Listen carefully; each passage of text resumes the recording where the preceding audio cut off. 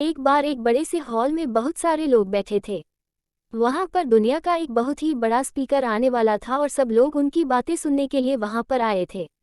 लगभग 10 मिनट के बाद वह स्पीकर स्टेज पर आ जाता है और वह बोलता है कि अगर आपने मेरी बात ठीक से सुन ली और समझ ली तो आपकी ज़िंदगी पूरी तरह से बदल जाएगी।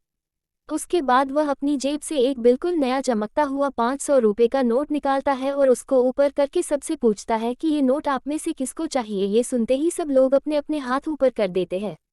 वह स्पीकर बोलता है कि ये नोट मैं आप में से किसी एक को दूंगा, लेकिन इसके लिए आपको थोड़ा वेट करना होगा। अब वह स्पीकर उस नोट को अपनी मुट्ठी में बंद कर लेता है और थोड़ी देर तक उसको मसलता है। अब उस नए नोट में सर पड़ जाते हैं और वह थोड़ा पुराना सा दिखने लगता है और वह एक किनारे से थोड़ा फट भी जाता है।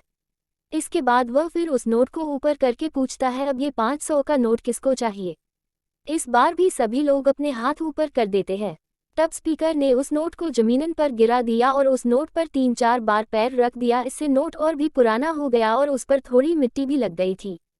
फिर उन्होंने उस नोट को ऊपर किया और पूछा कि अब बताओ, अब इस नोट को आप में से कौन लेना चाहता है। और इस बार फिर सबके सब ने अपने हाथ ऊपर कर दिए। स्पीकर अब नोट को फिर से नीचे जमीन पर गिरा देता है और उसके ऊपर कूद कूद कर उसको दोनों पैरों से रगड़ देता है और उसके ऊपर चाय भी गिरा देता है। अब नोट इतना गंदा हो जाता है कि उसको पहचानना भी मुश्किल होता है। कोई भी उस नोट को देखता तो यही बोलता कि अब ये सिर्फ एक गंदा कागज़ का टुकड़ा है, अब ये बेकार है, इस दुनिया में इसकी कोई वैल्यू नहीं है। स्पीकर ने एक बार फिर उस नोट को उठाया और ऊपर करके सबसे पूछा, अब इस नोट को कौन लेना चाहता है। और इस बार भी सबके सब ने अपने हाथ ऊपर कर दिए। कितना भी गंदा पुराना मिट्टी में सना हुआ चाय का दाग लगा हुआ हो, लेकिन अभी भी वह 500 रुपये का नोट ही था। जिंदगी कई बार बड़े बड़े झटके देती है। आप एग्जाम में फेल हो जाते हो या जॉब के इंटरव्यू के बाद आपका सिलेक्शन नहीं होता।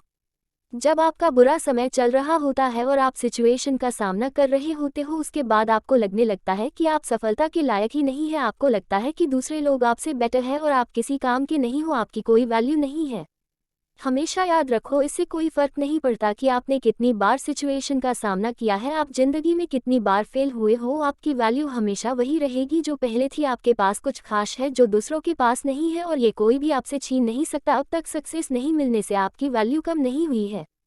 आप अभी भी अपने बारे में कितना भी लो फील कर रहे हो, उससे कोई फर्क नहीं पड़ता। जो लोग आपको अच्छे से समझते हैं वो लोग आपके वैल्यू को उतना ही मानेंगे जितना पहले मानते थे। तो अपनी वैल्यू को समझो और कुछ बड़ा कर